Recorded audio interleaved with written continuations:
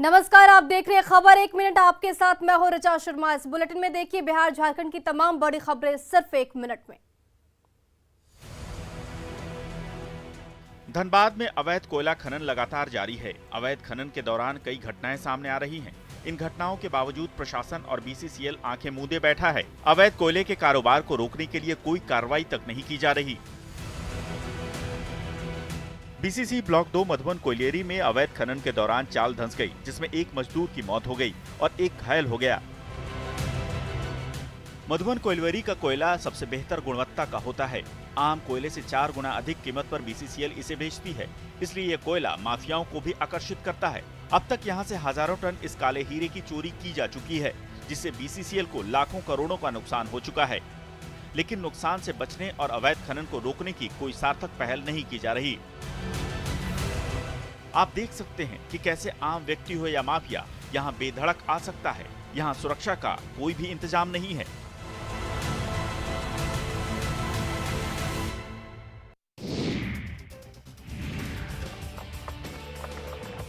ये तस्वीरें हैं भागलपुर के पुलिस पाठशाला कार्यक्रम की। कम्युनिटी पुलिसिंग के तहत इसका आयोजन किया गया। इस पुलिस पाठशाला में छात्रों को सचिवालय सहायक, दारोगा आदि की पढ़ाई के साथ साथ अच्छे टिप्स भी दिए जाएंगे, जिससे छात्र अपने लक्ष्य को पा सकेंगे। ऐसे छात्र जो कोचिंग नहीं जा सकते हैं, उनके लिए यहाँ विशेष व्यवस्था की गई है। इन कक्षाओं में सभी विषयों के विशेषज्ञ क्लास लेंगे।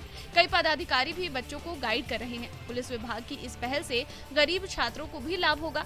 पुलिस पाठशाला कोरोना काल के बाद फिर से सैंडेड कंपाउंड मैदान में शुरू की गई। वहीं पाठशाला में आए छात्र छात्राएं काफी उत्साहित नजर आए। उनका कहना है कि उन्हें जब इस पाठशाला की जानकारी मिली तब वे वहां पहुंचे हैं और पुलिस अधिकारियों के मार्गदर्शन में उन्हें बहुत लाभ होगा। फर्स्ट टाइम हम लोग यहाँ पे आए हैं और काफ़ी अच्छा लगा और काफ़ी मोटिवेशन मिला यहाँ पे आने के बाद, और इस होप से आए हैं कि हम लोग को अपना लक्ष्य मिल जाए और हम लोग अपने एम पे फोकस हैं। ये डराने वाली तस्वीरें बक्सर के राम रेखा घाट की है, जहां मुंडन संस्कार के दौरान एक बार गंगा नदी में नावों पर ओवरलोडिंग की जा रही है। बेखौफ नाविक थोड़े से पैसे के चक्कर में लोगों की जान से खिलवाड़ कर रहे हैं। आप तस्वीरों में देख सकते हैं कि किस तरह से नाव पर ओवरलोडिंग की जा रही है। नाव की क्षमता से अधिक लोगों को बैठाया जा रहा है। ऐसे में बीच नदी में बैलेंस बिगड़ने से कभी भी दुर्घटना हो सकती है। कुछ दिन पहले ही औद्योगिक थाना क्षेत्र से श्रद्धालु नाव से गंगा पार कर रहे थे। ओवरलोडिंग होने की वजह से हादसा हुआ था, जिसके बाद जिला प्रशासन ने नाव पर ओवरलोडिंग नहीं करने की सख्त हिदायत दी थी, पर बेखौफ नाविक और श्रद्धालु नसीहत की लगातार अनदेखी कर रहे हैं। ये तस्वीरें बता रही है कि गंगा नदी में नावों का परिचालन चंद रुपयों के लालच में किस तरह से हो रहा है।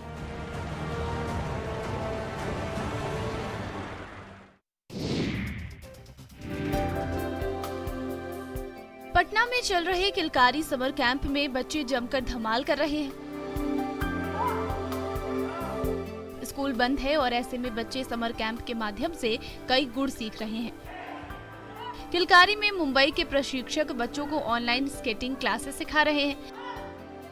कैसे स्केटिंग करना है, कितना बैलेंस बनाना है, सब कुछ बच्चों को सिखाया जा रहा है। इस कैंप में पटना के अलावा कलकत्ता और मुंबई के शिक्षक पढ़ा रहे हैं। मुंबई के शिक्षक बच्चों को ऑनलाइन वॉच करते हैं, साथ ही साथ उन्हें कई तरह के गेम्स भी सिखा रहे हैं। बच्चे भी यहाँ आकर बहुत खुश नजर आए। उनका कहना है कि उनकी गर्मी की छुट्टियों का सदुपयोग हो रहा है। इस समर कैंप में फ्री स्टाइल स्केटिंग सिखाई जा रही है, जिससे उनकी स्किल डेवलप हो सके। साथ ही साथ नए बच्चों को भी शुरुआती तौर पर स्केटिंग सिखा रहे हैं।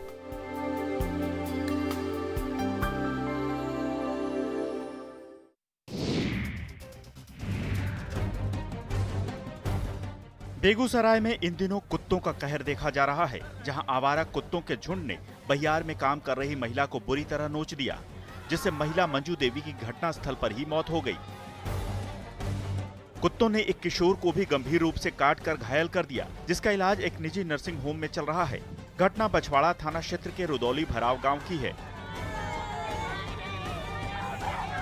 बताया जा रहा है कि योगेंद्र ठाकुर की पत्नी मंजू देवी मक्के के खेत में काम कर रही थी। ठीक उसी वक्त कुत्तों के झुंड ने उस पर हमला कर दिया। जब तक लोग पहुंचे तब तक कुत्ते महिला को बुरी तरह घायल कर चुके थे। वहीं थोड़ी दूर जाकर आवारा कुत्तों के झुंड ने प्रदीप सदा के बेटे को काटकर घायल कर दिया। कुछ दिन पहले ही बछवाड़ा प्रखंड के धर्मपुर गांव में कुत्तों ने एक महिला को मार डाला था। कुत्तों के लगातार हो रहे ऐसे हमलों से स्थानीय लोगों में दहशत है।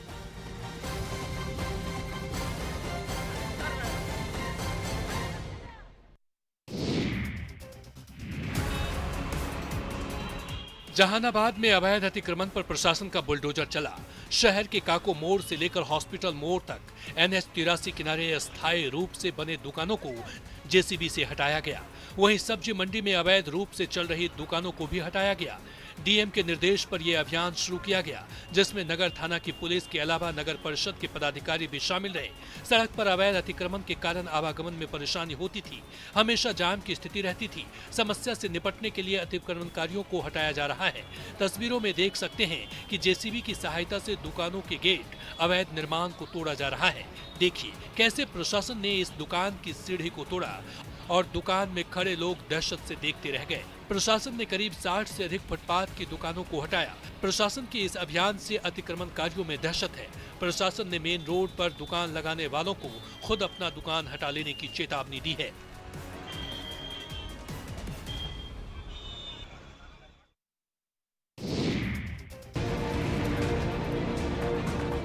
रांची के सुखदेव नगर थाना क्षेत्र में जमीन कारोबारी और बिल्डर कमल भूषण की हत्या का CCTV फुटेज सामने आया है। फुटेज में हत्या करने वाले दोनों अपराधी हथियार लहराते हुए दिखाई पड़ रहे हैं। अपराधी हत्या के बाद बाइक लूटकर मौके से फरार हो जाते हैं। वीडियो में आप देख सकते हैं कि कमल भूषण अपने वकील से मिलकर उनके घर से बाहर निकलते हुए नजर आ रहे हैं, जिसके बाद वे जैसे ही गाड़ी में बैठते हैं, दो अपराधी आकर अंधाधुंध फायरिंग कर उन्हें जान से मारकर बड़े आराम से स्कूटी को लूटकर फरार हो जाते हैं। दोनों अपराधियों की तस्वीर CCTV फुटेज में कैद हुई है, जिसमें अपराधी दिन दहाड़े हथियार लहराते हुए दिखाई दे रहे हैं। हत्या की वजह कमल भूषण और उनके दामाद के बीच आपसी विवाद को बताया जा रहा है। पुलिस CCTV फुटेज की जांच कर रही है और कमल भूषण की बेटी यामिनी को हिरासत में लेकर पूछताछ कर रही है।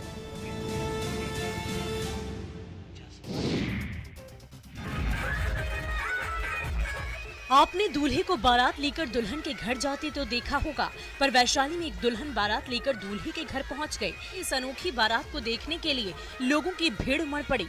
बारात में नाचते गाते लोग दुल्हन को लेकर दूल्हे के घर पहुंचे। वैशाली के भगवानपुर में दुल्हन बस में सवार होकर 100 बाराती साथ लेकर लड़के के घर पहुंच गए, जिसके बाद दोनों के परिवार वालों ने उसकी शादी तय कर दी। लेकिन लड़के के पिता ने दूर बारात ले जाने में अपनी असमर्थता जताई, जिसके बाद लड़की परिवार वालों के साथ लड़के के घर बारात लेकर पहुंच गए। वहीं लड़के वालों ने भी लड़की पक्ष के स्वागत धूमधाम से किया, जिसके बाद हिंदू रीति रिवाज से दोनों ने साथ फेरे लिए और इस अनोखी शादी ने लोगों का ध्यान खूब खींचा। इस शादी को देखने सैकड़ों लोग पहुंचे और नव दंपति को अपना आशीर्वाद दिया।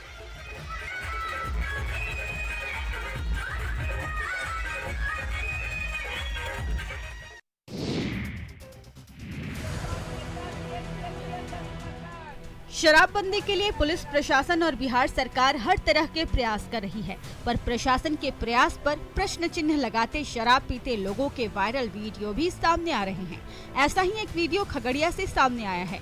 अघोड़ी स्थान के पास नदी किनारे शराब पीने वालों की टोली है। देसी शराब का खुलेआम सेवन किया जा रहा है। वीडियो के मुताबिक एक बाबा लोगों को शराब बांट रहे हैं और पीने वाले बाबा को रुपए दे रहे हैं। देखिए कैसे नदी के किनारे पेड़ के नीचे महफिल सजी है। साफ तौर पर देखा जा सकता है कि किस तरह से एक व्यक्ति देसी शराब के बोतल निकालकर सभी के गिलास में शराब दे रहा है। फिर सभी बड़े आराम से शराब पीते नजर आ रहे हैं। शराब बांटने वाले बाबा को पैसे भी दे रहे हैं, बदले में बाबा उन्हें आशीर्वाद भी दे रहे हैं। वीडियो में दिख रहे सभी लोग शराब पीकर बाबा को पैसे देकर जा रहे हैं। हालांकि न्यूज़ 18 वायरल वीडियो की पुष्टि नहीं करता है।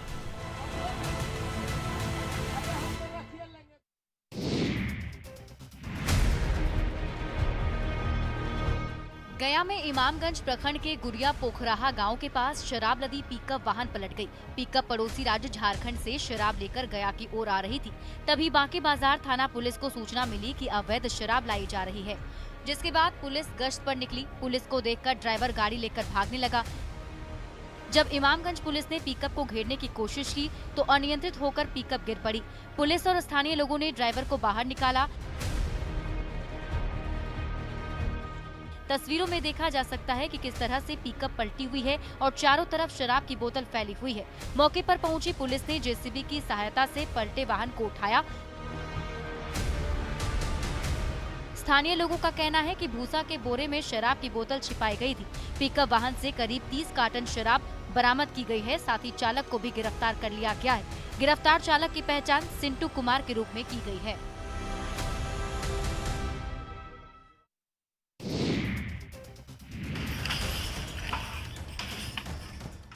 बिहार में पूर्ण शराबबंदी के लिए विभाग ने कमर कस ली है। पुलिस भी पहले से ज्यादा सतर्क नजर आ रही है। अवैध शराब की तस्करी पर नकेल कसने के लिए ड्रोन कैमरों की मदद ले रही है। वहीं जिले के स्थानीय उत्पाद विभाग की डिपो में कड़ी सुरक्षा के बीच कई थानों के जब्त की गई शराब को नष्ट किया गया। कई शराब की बोतलों को गड्ढे खोदकर नष्ट किया गया। कई विदेशी शराब की बोतलों को विभाग कर्मी एक एक करके तोड़कर गड्ढों में फेंकते दिखे। अनगिनत शराब की बोतलों को नष्ट किया गया। साथ ही कई पेटियों की शराब को बहा दिया गया। इस कार्रवाई में अनुमंडल पदाधिकारी के साथ ही बड़ी संख्या में पुलिसकर्मी शामिल रहे। वहीं विभाग का कहना है कि अवैध शराब और शराब तस्करी के खिलाफ अभियान लगातार जारी रहेगा। तस्करों पर नकेल कसने के लिए सभी तरह के हथकंडे अपनाए जा रहे हैं।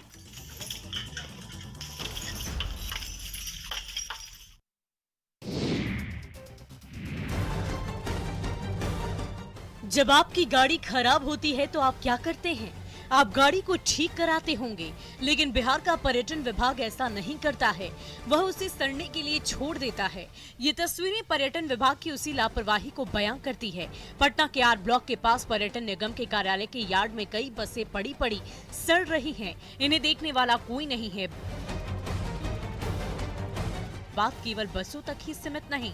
पर्यटन विभाग ने पर्यटकों को गंगा की सैर कराने के मकसद से डबल डेकर जहाज भी खरीदा था। 2009 में एमवी बिहार नाम के जहाज कलकत्ता से पटना लाए गए थे। 3 करोड़ की लागत से इसे यहाँ 2016 में लाया गया और जब से खराब होकर गांधी घाट पर ये जस का तस खड़ा है। इसके एकमात्र इंजन में शुरुआती दौर में खराबी आई थी, जिसे बनवाया नहीं गया, जिसके कारण धीरे धीरे सारे पार्ट पुर्जे खराब होने लगे। इस जहाज पर बहुत सारी सुविधाएं हैं, लेकिन थोड़ी सी लापरवाही के कारण आज ये जहाज किसी काम का नहीं रह गया।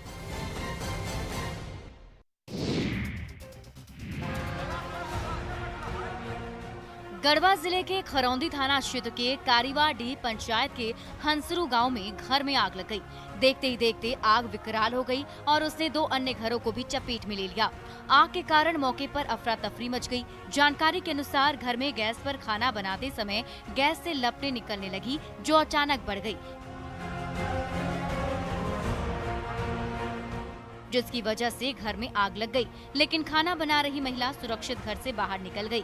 घटना का मुख्य कारण गैस सिलेंडर में लीकेज को बताया जा रहा है। मौके पर मौजूद लोगों ने आग पर काबू पाने का प्रयास किया और घंटों की कड़ी मशक्कत के बाद आग पर काबू पा लिया गया। लेकिन आग के कारण घर में रखा सारा सामान जलकर राख हो गया।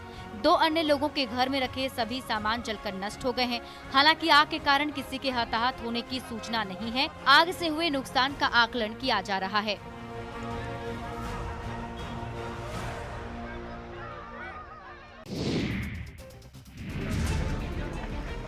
झारखंड में युवा पुलिस और सेना में भर्ती होने के लिए जमकर पसीना बहा रहे हैं। इस मामले में लड़कियां भी पीछे नहीं हैं। रांची के मोरहाबादी मैदान में सेना और पुलिस में भर्ती होने के लिए जी तोड़ मेहनत कर रहे हैं। इनमें देश सेवा और जुनून इस कदर हावी है कि ये संसाधनों के अभाव में भी दिन रात पसीना बहा रहे हैं। युवा आर्मी और पुलिस भर्ती की तैयारी में जुटे हैं। इनकी तैयारी तो भरपूर दिखाई दे रही है। पीटी, योगा और दौड़ में इन्होंने महारत हासिल की है, पर इन युवाओं को इंतजार है तो वैकेंसी आने का। कई ऐसे भी युवा हैं जो परीक्षा की सारी ट्रेनिंग कर चुके हैं, पर वैकेंसी न होने के कारण अब तक फंसे हुए हैं। बीते 3 सालों से फौज में भर्ती नहीं हो रही है। ट्रैक पर पसीना बहाते ये जांबाज युवा सेना में जाना चाहते हैं, पर इनके हाथों में सिर्फ मेहनत करना लिखा है। सरकार इन्हें वह मौका नहीं दे पा रही है जिनकी इन्हें तलाश है।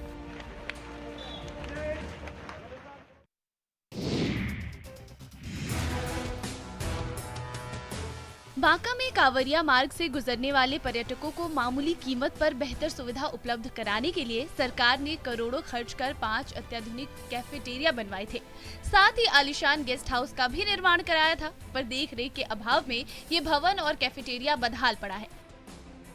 देवघर जाने वाले पर्यटकों को बांका जिले के 70 किलोमीटर मार्ग से गुजरना पड़ता है और इसी क्षेत्र में पर्यटन निगम की ओर से करीब 15 करोड़ की लागत से 5 गेस्ट हाउस बनाया गया था।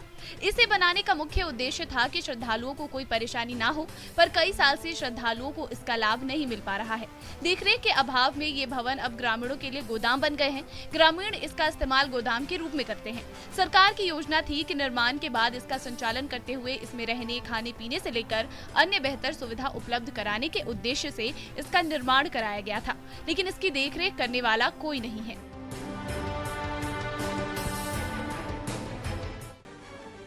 मृतक की पहचान मढ़िया निवासी सुरेंद्र यादव के रूप में हुई है। मृतक सुरेंद्र यादव की बासोपट्टी थाना के सामने न्यू अंकित स्वीट्स हाउस के नाम से मिठाई की दुकान है। बताया जा रहा है कि बीती रात दुकान बंद करने के बाद सुरेंद्र यादव किसी भोज में शामिल होने के लिए अपने गांव मढ़िया आए थे और रात में ही वापस अपनी दुकान पर जाने के लिए बाइक से निकले थे। ग्रामीणों का कहना है कि रात करीब 2 बजे ये सूचना मिली कि सुरेंद्र यादव की हत्या हो गई है। घटना के बाद से गांव में मातम पसरा है।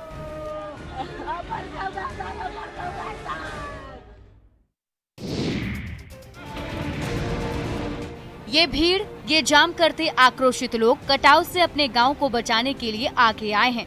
ये तस्वीर है दानापुर जिले के दियारा के लाइफलाइन माने जाने वाले पीपा पुल की, जहां लोगों ने जाम कर दिया। पुरानी पानापुर के लोगों ने कटाव से आक्रोशित होकर आगजनी कर जाम किया। कई घंटों तक जाम लगा रहा। पुल पर गाड़ियां फंसी रहीं। दोनों तरफ वाहनों की लंबी कतारें लग गईं। तस्वीरों में देखा जा सकता है कि कितने राहगीर इस जाम से प्रभावित हुए हैं। लोग टायर जलाकर विरोध प्रदर्शन कर रहे हैं। लोगों का कहना है कि पीपा पुल के पास ही गंगा की धारा की वजह से कटाव होने लगा है और इसकी सूचना अधिकारियों तक को दे दी गई थी, लेकिन अधिकारियों ने इस मामले में संज्ञान नहीं लिया, जिसकी वजह से लोग आक्रोशित हो गए और दियारा जाने की मुख्य पीपा पुल को जाम कर दिया। इस हंगामे में दूसरे राहगीरों को भी परेशानी हुई।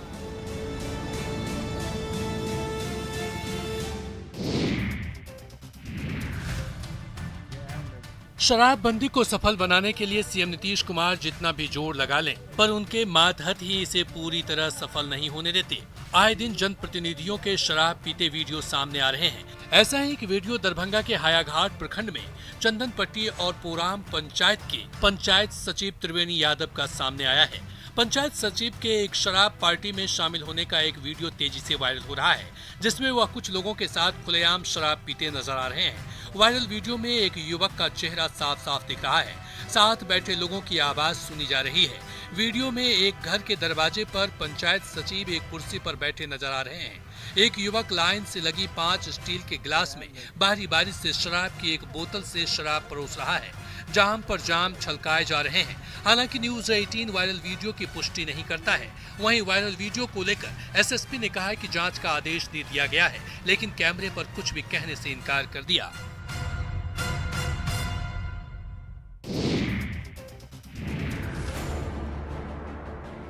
बिहार में कई जगहों पर सड़कों का जाल बिछाया जा रहा है। बड़े बड़े पुल बनाए जा रहे हैं, लेकिन अभी भी कुछ गांव ऐसे हैं जहां तक पहुंचने के लिए पुल नहीं है। ऐसा ही एक गांव है जहानाबाद जिला के सदर प्रखंड का धूरू बिघा गांव, जहां नदी के दोनों तरफ सड़क बन गई, लेकिन पुल न होने की वजह से नदी से होकर आना जाना पड़ता है। ग्रामीण बताते हैं कि आजादी के 75 साल बीत गए, पर अब तक गाँव में पुल नहीं बना है। गांव के बच्चे बीमार का इलाज कराने, किसी जरूरी सामान लाने के लिए बरसात के दिनों में लंबी दूरी तय करनी पड़ती है। सबसे ज्यादा प्रभावित छात्र होते हैं, जिन्हें पूरी बरसात के मौसम में घर में ही रहकर पढ़ाई करनी पड़ती है। किसी को अगर जरूरी काम होता है तो उसे तेज धारा के बावजूद जान जोखिम में डालकर नदी में तैरकर जाना पड़ता है। ग्रामीणों की मांग है कि अगर एक पुल का निर्माण हो जाता है तो इसका बहुत लाभ होगा।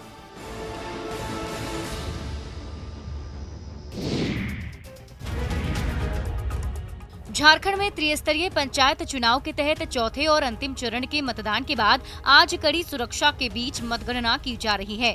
जामताड़ा में दुल्हाडीह स्थित जीएनएम नर्सिंग ट्रेनिंग सेंटर में मतगणना केंद्र बनाया गया है, जहां 1337 प्रत्याशियों के भाग्य का फैसला हो रहा है। इसके तहत 3 प्रखंडों को मिलाकर कुल 50 टेबल लगाए गए हैं। सुबह 8 बजे से रात 8 बजे हो रही मतगणना में सुरक्षा के कड़े इंतजाम किए गए हैं। गिरिडीह में त्रिस्तरीय पंचायत चुनाव के तीसरे और चौथे चरण की मतगणना की जा रही है। गिरिडीह में 3 जगह पर मतगणना केंद्र बनाए गए हैं। पहले और दूसरे चरण की मतगणना में देरी को देखते हुए इस बार 3 जगह पर काउंटिंग सेंटर बनाए गए हैं। वहीं सुरक्षा के भी कड़े इंतजाम किए गए हैं। बोकारो में चौथे चरण के पंचायत चुनाव की मतगणना की जा रही है। वहीं सिमडेगा में पंचायत चुनाव के तीसरे और चौथे चरण के मतदान की मतगणना हो रही है।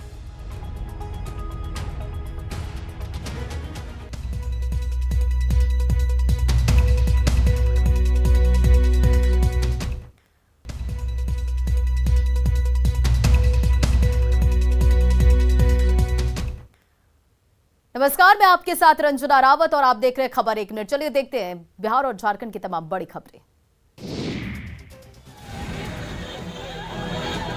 गिरिडीह जिले के टावर चौक पर सैकड़ों की संख्या में किसानों ने जेल भरो आंदोलन शुरू किया। यह आंदोलन अपने नेताओं के खिलाफ फर्जी मुकदमे और रजिस्टर 2 की मांग को लेकर किया गया। देखिए कैसे आंदोलनकारी महिलाएं सड़क पर लेटकर प्रदर्शन कर रही हैं और किस तरह से पुलिस प्रदर्शनकारियों को रोकने की कोशिश कर रही है। इस दौरान प्रदर्शनकारी और पुलिस प्रशासन के बीच जमकर बहसबाजी भी हुई। पुलिस और आंदोलनकारियों के बीच काफी नोकझोंक भी देखने को मिली। पुलिस के लाख समझाने के बाद भी प्रदर्शनकारी अपनी मांग पर अड़े रहे। उनका कहना है कि किसान मंच के नेताओं पर लगे फर्जी मुकदमे वापस नहीं लिए जाते हैं और रजिस्टर 2 की मांग पूरी नहीं होती है। तब तक वे आंदोलन जारी रखेंगे। हालांकि इस घटना को लेकर भारी सुरक्षा बल की तैनाती कर दी